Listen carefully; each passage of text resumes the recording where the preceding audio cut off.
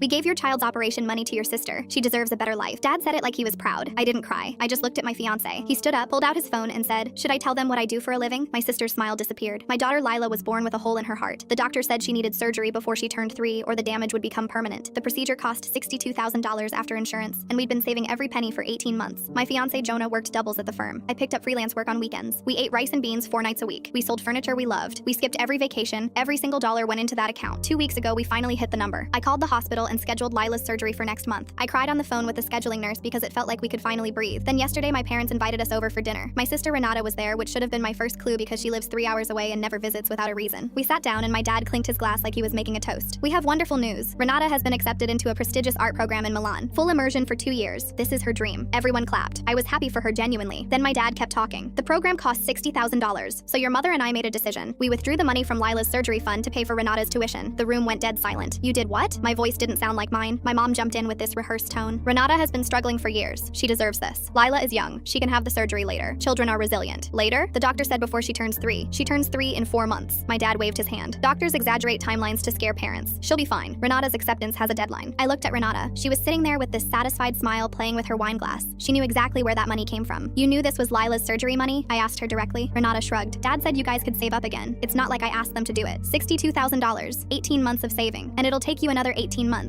Meanwhile, my entire career window closes in 6 weeks. She said it like my daughter's heart was less important than her portfolio. My hands were shaking so hard the silverware rattled on my plate. That's when I looked at Jonah. He'd been completely still the entire time, watching, listening, processing. Then he stood up slowly and pulled out his phone. He looked at my father with an expression I'd never seen on his face before. Should I tell them what I do for a living? My sister's smile vanished. My parents looked confused. I'm a forensic accountant. I investigate financial fraud for the federal government. He let that sink in for a few seconds. That surgery fund was a joint medical trust with both our names on it. Withdrawing without the account holder's authorization isn't a family decision, it's a felony. My dad's face went gray. I don't know how you accessed that account. Maybe old login credentials. Maybe you called the bank pretending to be one of us. Either way, it's unauthorized transfer from a protected medical trust. That carries up to 10 years. My mom started stammering. We're family, this isn't a legal matter. You stole $62,000 earmarked for a baby's heart surgery. A judge won't see that as helping anyone. Jonah turned to my dad. You have 48 hours to return every cent. If the full amount isn't restored by Thursday at 5 p.m., I'm filing a report with my office Friday morning. The federal government does not care that we're related. Renata slammed her glass down. You'd send your own family to prison over money? Jonah looked at her. You'd let a 2-year-old's heart fail over an art program? Nobody moved. My dad's hands were trembling. My mom was crying quietly. Renata looked like she wanted to scream but couldn't find the words. We left without finishing dinner. Jonah held Lila the entire drive home, whispering to her that everything would be okay. The money was back in the account by Wednesday morning. Every cent. My parents haven't spoken to us since. Renata posted online about how her family destroyed her dreams and got sympathy from strangers who didn't know she funded those dreams with a toddler's heart surgery. Lila's operation is next month. The doctors say her prognosis is excellent, and Jonah went back to eating rice and beans without a single complaint.